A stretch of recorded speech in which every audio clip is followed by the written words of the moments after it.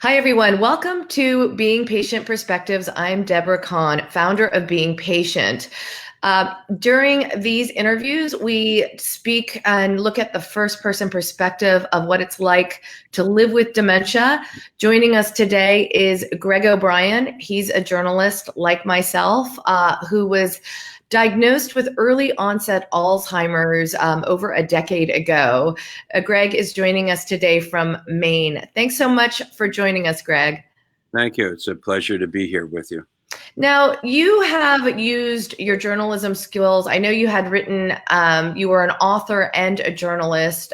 Most recently wrote on Pluto, Living with Alzheimer's, to really speak about your journey with this disease. Why don't you tell us first and foremost, why did you decide to write a book?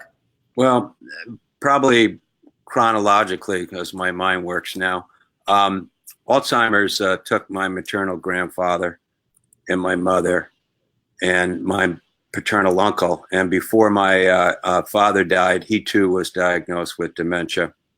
I noticed I was diagnosed about 8-9 years ago, and I started noticing the symptoms because I was the caregiver, family care. I'm one of 10 kids and was the family caregiver for my parents.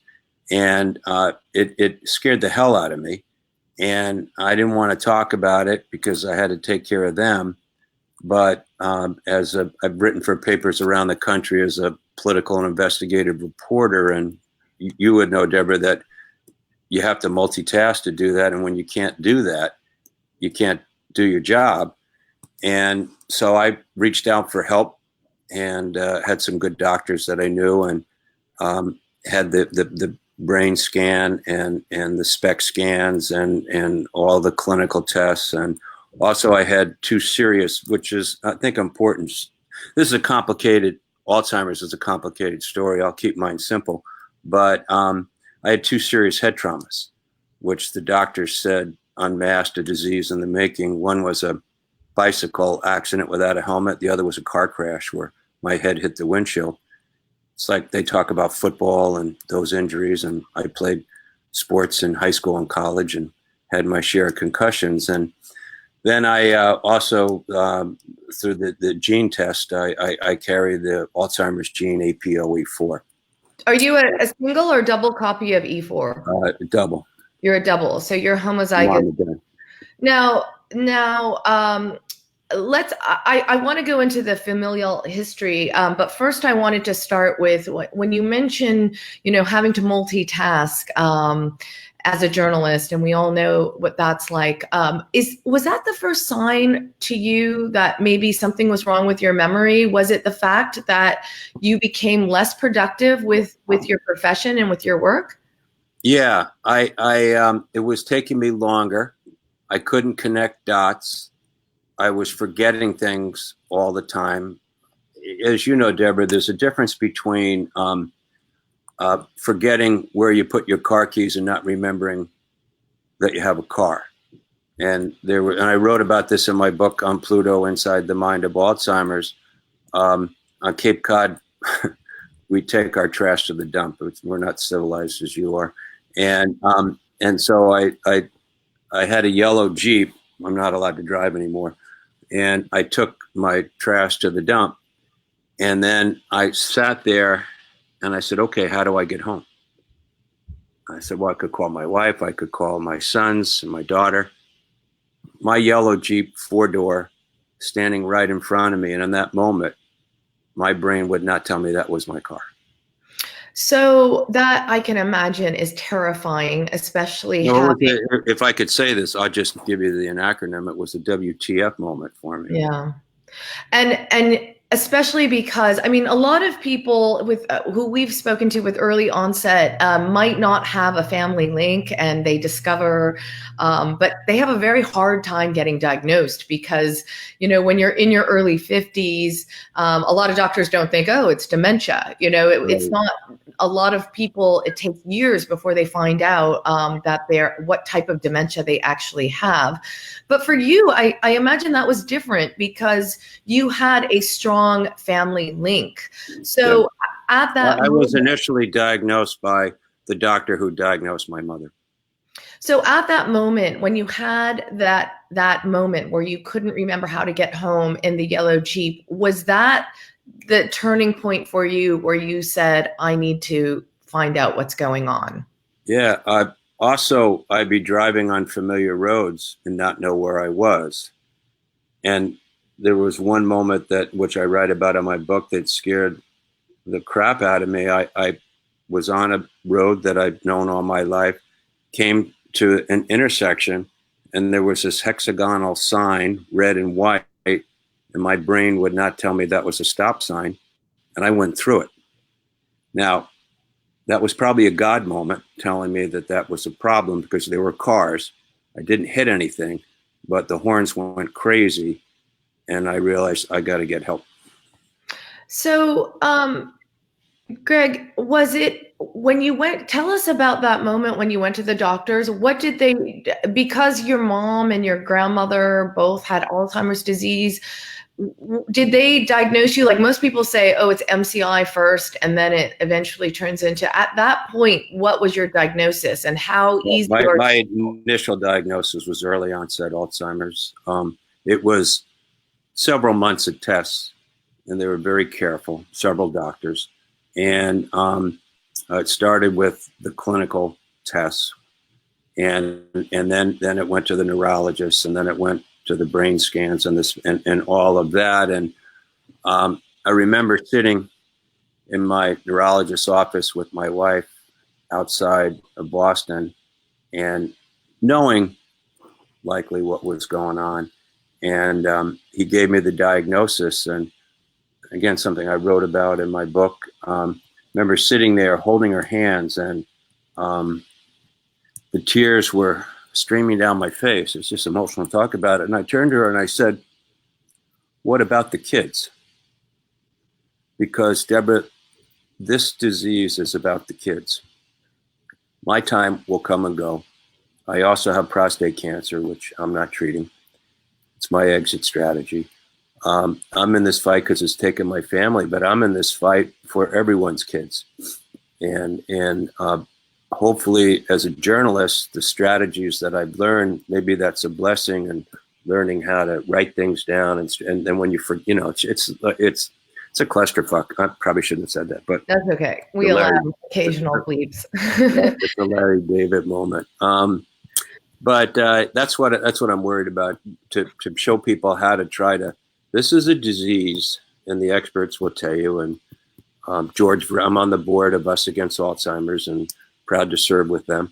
That can take 20 to 25 years to run its course, and can start in your brain when you're in your 40s without symptoms. So I probably got my diagnosis 10 years before anyone else would, because of my family background and being scared. Most people would just hide and not tell anyone.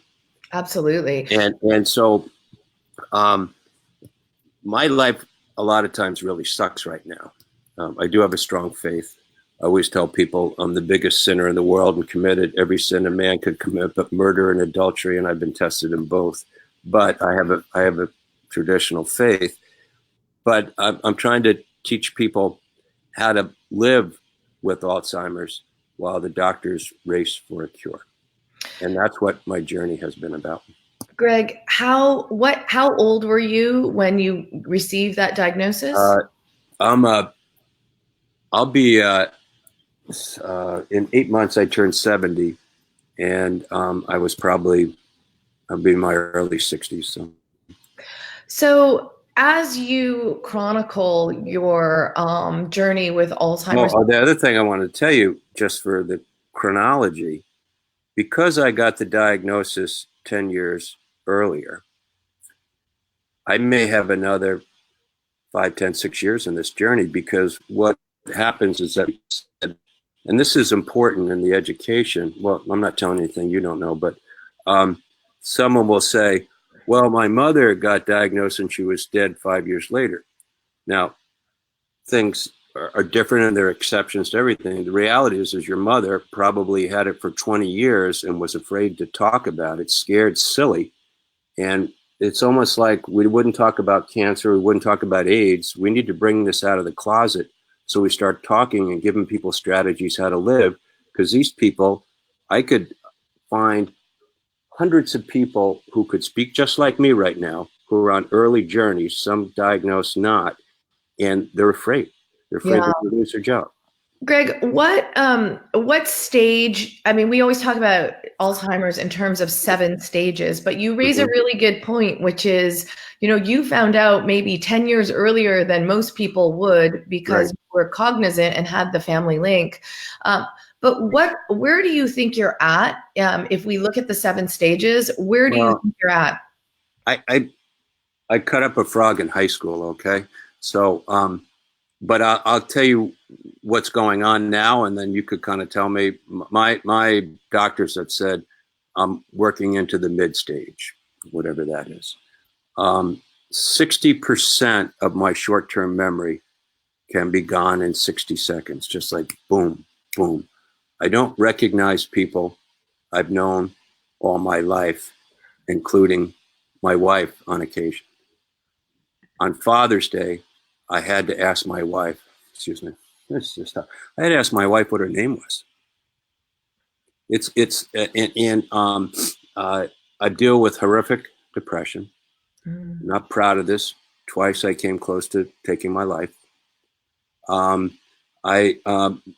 brain is the control panel for the body. Brain signals aren't going down. I have no feeling now in both legs from my feet to my knees. It is neuropathy, but it's complicated by brain signals not going down.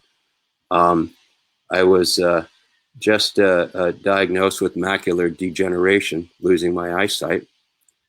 But other than that, is they would say, oh, and I deal with incredible rage, incredible over-the-top rage that's scaring the kids now. I can control some of it, Deborah. I tell people that my brain is like an iPhone. It's still I was blessed by God with a good intellect, and from my parents, and still a sophisticated device, but it has a short-term battery, it pocket dials, and it gets lost very easily.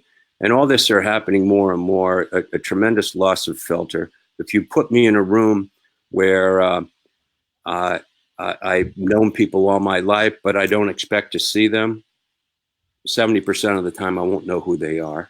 And I, which my mother did, I see things that aren't there, scary things. There are times now and I'm embarrassed to talk about it, but damn it, is a journalist, shame on me if I don't tell people it's okay. And I see people sometimes that aren't there. My brain will paint faces on people that's not their face. I will see all times a day creepy spiders, and also now I'm starting to fall, and where my body is collapsing, and sometimes the right or left side will collapse without notice, and I've cut myself a number of times. But you have to have a sense of humor, which, because I'm Irish, so I will say, as they say in Boston, other than that, things are just pisser for me. So, Greg, I really. So you can figure out where I am, but the doctors say you're in the middle right now. Okay, now I'm really very grateful for your honesty, and I think what's giving us a perspective from your point of view is really valuable, because as a daughter who's experiencing this with a mother going through Alzheimer's, we look at the anger and we look at the hallucinations, and we try to understand it, but it's hard because you see the person you love suddenly acting very uncharacteristic of who they are. So I just want to focus a little bit when you talk about those angry outbursts. Tell us what it feels like from your perspective. Does it come on when you talk about that rage? What does it mean from your perspective? Is it completely unprovoked? Are there trigger points? Does it take over? What does it feel like from your perspective to have that anger and an outburst? It's, in simple journalistic terms, it's like a demon taking over. and you don't know. Sometimes you can feel it coming, but you don't know when it's going to happen, and it's just something sets you off, and it could be something you would know better than me, something in your brain, an emotional moment, and you take it to the highest level possible, and yell and scream. And I've had those moments with people where people have had to calm me down, take me out of a room because it was provoking people, because I just went into rage, and I snapped, and yelling and screaming. And my wife and son, I can hide it from a lot of people, but they take the brunt of it. And God bless my wife. We've been married 43 years. She'll hug me and she'll say, I know it's not you, it's the disease, but this is very hard to see. And my kids see it. And sometimes I'll be in my writing studio, which is on Cape Cod where I live. We're just in Maine now visiting family. And something will snap in the brain, in my brain will go dark, and I'll yell and scream. And then Connor, my son, will run out, and I'll say, what's wrong, Dad? And I don't want the kids to be scared. So I just said, it's just my brain shut down, and so I don't want to talk about it. But then you feel terrible. And the other side of it is, I told you, it's a guy who has a strong belief. When that happens, I take God's name in vain. Like I'm dropping that. I should be turned into a pillar of salt. But it's uncontrollable. It's like a light. I've asked people and tried to see what I'm trying to do. You know how you simplify a story? Mm-hmm. So when I talk, I ask people, do you want to know what it's like in early or mid stage? And I'll ask people, how many people live in a house with a basement? California is probably different, but most people raise their hand. How many people have done their laundry in the basement? Most people raise their hand. How many people have ever been down in the basement doing their laundry when someone up in the kitchen didn't realize you were there and shut the light off? Mm. What do? I carpet bomb F-bombs then. But that's what the stage is. And that's the stage that I'm in. We talk to you now, but the light will be on, the light will go off. The light, and you don't, but someday the light goes off forever. So when you describe that, that sounds terrifying to me. I mean, it sounds like it sounds traumatic. It sounds frightening beyond belief. It's scary. It's scary shit. Do you, when you have an outburst or an anger, because they are very emotional, do you remember them after? Is there remorse afterwards? Yeah, sometimes I remember, sometimes I have to be reminded. And scores of times I'm giving apologies and writing I'm sorry emails. And because I think that's important, when I realize and say, I didn't mean to do that. That was horrible. And this is the other thing I think that's important to personalize this disease. I try to tell people that, look, I'm not going to use this disease as a crutch. What happened was horrible. It was terrible for you to have to see it. I just want you to understand that wasn't me. Yeah. Greg, are you still writing a lot these days?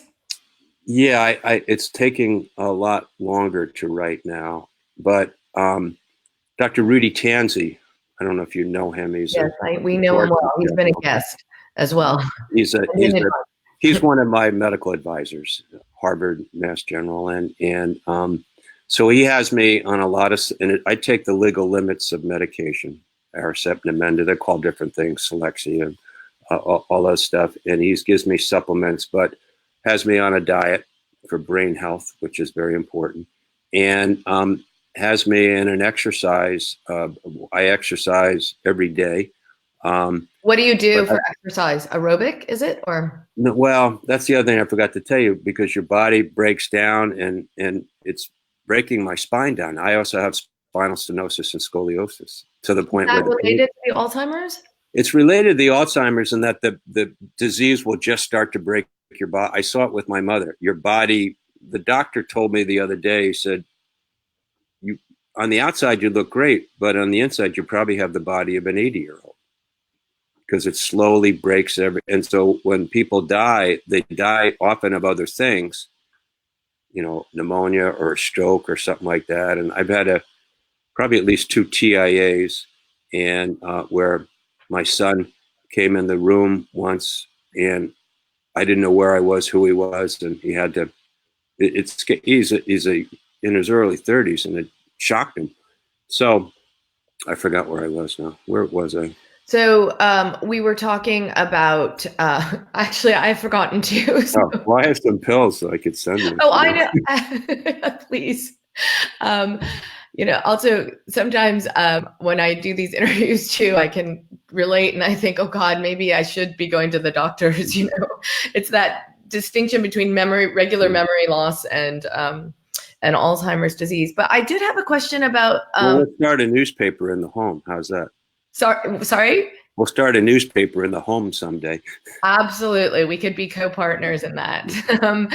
But I want to ask you about the medication. Is it working for you? Do you notice any difference? A friend of mine early on called them my smart pills, and early on they worked far more than they do now because I've been on the medication for a while, and Rudy will tell you this: no new medication for 10 years, and it's like any other medication; your body can become immune to it. I find that when I don't take them, I see a difference in concentration and stuff. So they're just not working as they did. So question that I have, but I'm afraid to ask people because I don't know that I want the answer is it because my body is used to the pills, or which I suspect it's a combination, I'm just progressing to, and there's nothing stronger they can give me. So that's why guys like Rudy are trying to find a cure. Did you massively change your lifestyle once you had a diagnosis, or had you always been a fit, healthy person?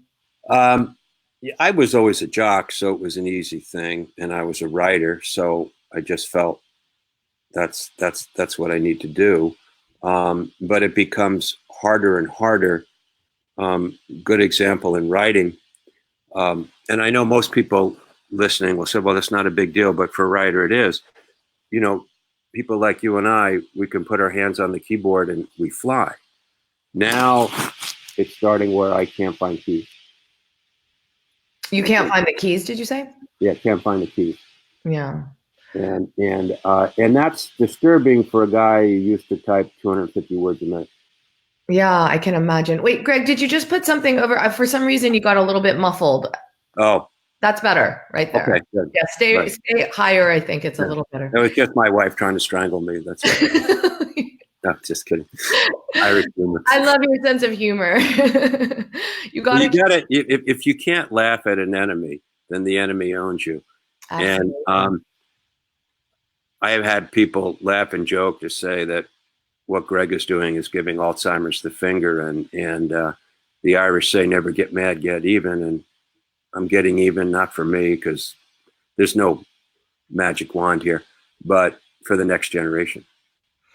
I want to talk a little bit about, it's speaking of Irish, you come from an Irish family, 10 children. Are any of your siblings impacted by Alzheimer's? I believe, I'm not going to mention names here. No, absolutely. But I've talked to one of my sisters about it, and she's active in the Alzheimer's Association, is very concerned about it. And I have seen early symptoms in some of my other siblings, but denial is a big thing in this disease. And when I was taking care of, my parents, and my siblings aren't different from anyone else, they do what I call drive-bys and come up and have a casual conversation on Cape Cod from New York City and say, oh, mom and dad are fine. Well, the answer is no, they're not. It gets back to what I said about my cell phone. If you have a sophisticated brain, you can rise to the occasion in time, but then when you're off stage, you just let it go. So we're getting a lot of viewer comments, actually. You're attracting a big audience, Greg. A lot of people must know about you. Okay. So one viewer says, it's amazing that you can talk. My sister was diagnosed in 2012 and she cannot speak much at all. She just says yes to every question. If she says a full sentence, it's the best day ever. Now, that comment actually highlights how different the presentation of dementia and Alzheimer's, for that matter, can be on different people. Yeah, and the one thing that I would say for the person who asked that important question, I didn't get my cancer the day I was diagnosed. I didn't get Alzheimer's the day I was diagnosed. So this gets back, and I can't speak to that person because why do some people die of cancer quick? I don't know. I could tell you how many angels dance on the head of a pin. I don't know those answers. But it gets back to early diagnosis and the importance of early diagnosis. And I suspect in many cases, an individual like that probably had those symptoms 15, 20 years earlier, and they were afraid, like no one would talk about AIDS or no one would talk about cancer. They're afraid to talk about it, and we got to get people to talk about it. So God bless the person who asked that question. The other thing too is, and we've spoken to other people like this, like oftentimes people are diagnosed with Alzheimer's, yet it turns out to be another type of dementia, right? And depending upon which part of the brain the dementia is impacting, the symptoms can be very different. Yeah, the symptoms, well, in general, they're similar, but yeah, they're some things are more exaggerated in others. And what doctors have told me, and again, you would know, you can have Alzheimer's and also another form of dementia too. You could have Alzheimer's and vascular dementia. You could have, and some of the doctors also suggest, in addition to my Alzheimer's, because of the lack of feeling, there could be some vascular stuff going on. So you know, the problem is we don't have all the information yet. So I've said this before in other interviews, but I once spoke to a pathologist who said that 75% of the brain autopsies he does are usually Alzheimer's and another type of dementia. Yeah. So whether or not when you go to a later stage of the disease, it impacts more parts of the brains, or whether or not you started with different presentations, I don't think we know that yet. Yeah, well, because I always joke with Rudy, I told him that when my time comes, I'm going to give my brain to Harvard because it's the only way I could get into the school. And you probably would make a greater impact, right, that way too, than maybe as a student. Maybe I could get a postmortem degree. Gosh, I believe that if they're to give that, Greg, you will be the person to get it. Okay. So tell me a little bit about the psychological impact. I mean, obviously, Greg, you're an intelligent person. You had a job, which as journalists, we like to think we have intelligent jobs. Tell me about once you got diagnosed. I mean, we talked to a lot of people with dementia who say the hardest part is really the stigma. Suddenly you're cast as a person with Alzheimer's. Did you go through that? Yeah, I did, but what helped me was my mother, my dad was more, you talked about kids before, it's all about denial. My dad was also in denial. My mom talked about it, and she taught me, and we talked about Alzheimer's, and she knew that I had the symptoms, and we took our Aricept together at times. And like me, she was a fighting woman, and she could speak up until the end. And she taught me, which I think is important, and I'm not proselytizing here, I'm just suggesting, she taught me how to write and speak from the heart when the brain fails. And I believe the heart is the place of the soul. And I'll never forget when I got a call right before my mother died to the nursing home. They said she was very scared and I should be there. And I was a couple miles away, and I got there and I woke her up and I said, "Sorry, Mom, to wake." And she said, "No, Greg, I'm glad you're here." And that was the first time in 8 months that she could remember my name. Wow. And I realized something was happening. There was a continence to her. If you've ever been around someone who is about to die, there was a continence. And I had a picture of my grandfather, her father died of Alzheimer's. I put at the foot of her bed in the nursing home. So when she woke up, she'd see him. And I don't care what anyone says, and I'm not saying I'm right. I felt his spirit was in the room. And so I sat next to my mom and I held her hand, and we talked, not big stuff, but she's in the weeds now, but she's talking from her heart, the soul. It's the only way to explain it. And I got up and she fell asleep. I kissed her on the forehead, and she turned, this is something I wrote about in the book. She turned to me, opened her eyes immediately and said, "Greg, where are you going?" Excuse me. And just emotional. I realized the moment was at hand. I sat down, I held her hand, and I said, "Mom, I'm not going anywhere. We're going to ride this one out together." And I held her hand until she fell asleep, and I kissed her on the forehead, and she never woke up again. And I walked out of that room that night. Something in my soul said, "We're going to start to talk about this." That's amazing. That really is, because it's so. And that was the impetus for Pluto, my mother. Right. That's amazing. I'm curious.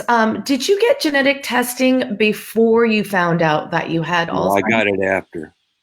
Okay. That's just how the doctors worked. That was after the brain scan was genetic test. Have your kids done that? Well, that's a good question to ask because, and it's a very important question. My feeling now is different than it was a few years ago. Colleen, my daughter's married. She has a baby and another one coming. And before she got pregnant for the first, she said, "Daddy, should I get pregnant?" Which broke my heart. My God, you know? And I said, "Yeah, honey." I said, "We don't know, and there is 50% chance my kids, that's what the doctors or statistics will tell you, will end up with this family tree." And that's devastating. And I see my granddaughter, and you just worry about that. It's like there's a guilt thing here, Deborah. Yeah. There's a guilt to this. But I said, "Look, you can't control anything, and just do it." So she went. Now, I would tell my kids, if they felt like it, I wouldn't say you should. I would tell them, go get a gene test. And I would tell anyone who's listening, if they're having cognitive problems, get a clinical exam and a gene test. And it's okay, because the disease likely is going to take 20 years. And you're better off, like I was, learning before the symptoms get so progressive, because there's strategies for fighting and getting through, which is part of what I wrote about in my own words. Now, when I can't think of something, I play charades with Google. Sounds like this. And so you feel like a dunce, but there are ways of getting through it. Yeah. I just want to read some comments as well, because we're getting a lot of comments here. We have someone who said, it's genetic, awful illness. You lost the person twice. I'm a mental health nurse. Everyone's different, as there's so many cognitive illnesses out there. It sucks. I've met people at the age of 45. People are getting younger and younger. What you're doing is great, Greg. You're a true role model. I really hope they find a cure for the future. I always say to my patients, remember, dementia is only a very small part of you, and you will always be you. Well, keep saying that, but I have to, and anyone who's listening who deals with it, I have to fight through that. I don't like myself anymore. I could sit here and you go, "Oh, you look good," God made me looking good, like God made you looking good, but I've lost my self-esteem. I've lost my confidence. I got to get up every morning and put the pieces back together. But I felt, as I told you, the 2 times where I tried to leave this planet, and I felt God, the universe, saying, "Not your time, and we got stuff to do." I know this is going to get you some emails here, because I want a God or coaches like New England Patriot coach Bill Belichick, do your job. Now that'll get emails, because everyone hates the Patriots.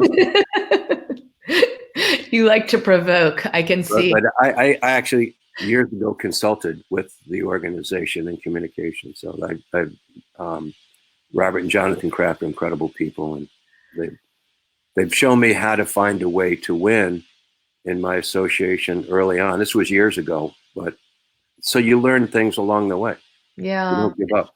You are, I mean, I know I can understand what you just told us about self-esteem and having to build yourself up. But Greg, I mean, we don't even have time to read all the comments that are coming in, that you are a true inspiration, because it is very important, I believe this wholeheartedly, for us to look at dementia in the first person perspective through your eyes, because we learn more if we're caregivers, if we're doctors, if we're researchers. We learn more from your perspective. And so what you're doing, in my mind, has enormous value to this entire food chain and community of looking for a cure.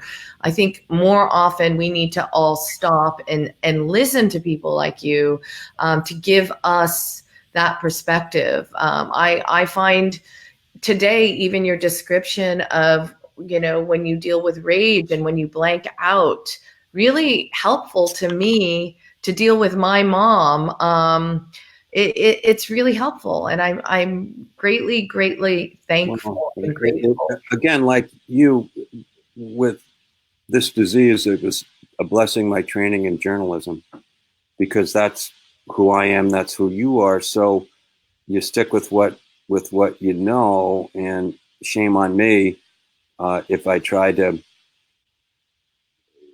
be embarrassed by it, because there's stories that I've also lost continence a lot. So, and sometimes it's in public, and that's, but I just want to tell people it's okay. And right now, what happens when you do that, I have a lot of people who know me will come up more often than not and say, Greg, it's John, it's Mary, how you doing?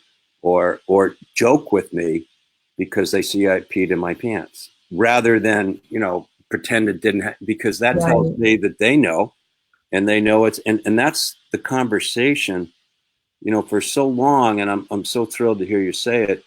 We've said, well, the doctors need to speak about Alzheimer's, the nurses, and God bless them, they're the greatest people in the world, but we need to hear it from the people on this journey. And Pluto is the first book, I believe, written by an investigative reporter embedded inside the mind of Alzheimer's. Well, and it's great that you wrote that. Tell me, we should wrap up. We're running out of time here, but Greg, give us what you want. I mean, is there something that you want us all to know about caring for people with this disease? I mean, you certainly talked about breaking down the stigma through your bravery of speaking out. But what thought can you leave us with in terms of, really dealing with Alzheimer's if we have a family member? Well, because we don't have a cure, it's the KIS, keep it simple. And to me, that's a 4-letter word, love. And my advice to anyone is show love. And love is shown in body language. It's shown in touch. It's shown in how you care. And let them know that you care. And let them know that you fear someday you could be in those shoes, because that could be anyone's story. And let them know they're not alone. There are times when that's why I call my book on Pluto, because it's the perfect metaphor for Alzheimer's, the desolation and the isolation.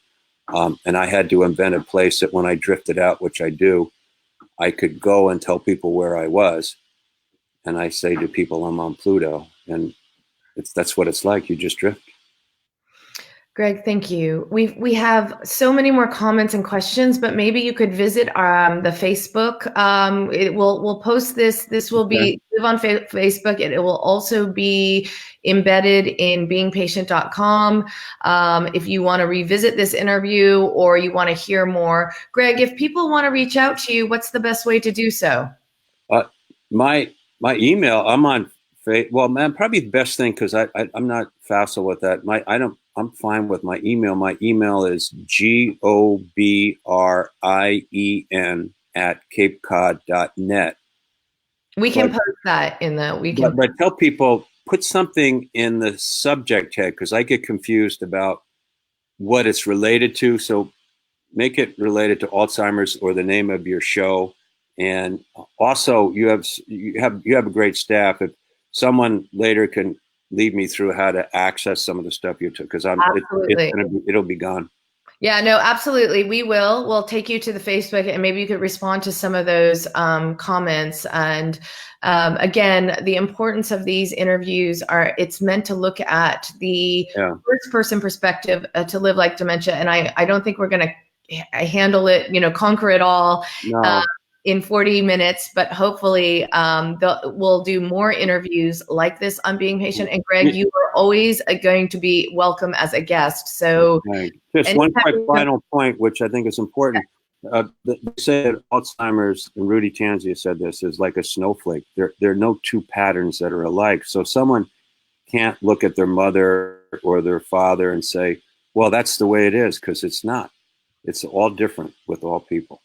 Yeah, absolutely. And on that, we thank you, Greg, for your time and your insight. We value your perspective. Again, if you want to revisit Greg's interview, it will be on beingpatient.com under video, Being Patient Perspectives. Thanks, Greg, and we will definitely stay in touch. Okay, God bless you. Anytime. Take care. See you. Take care.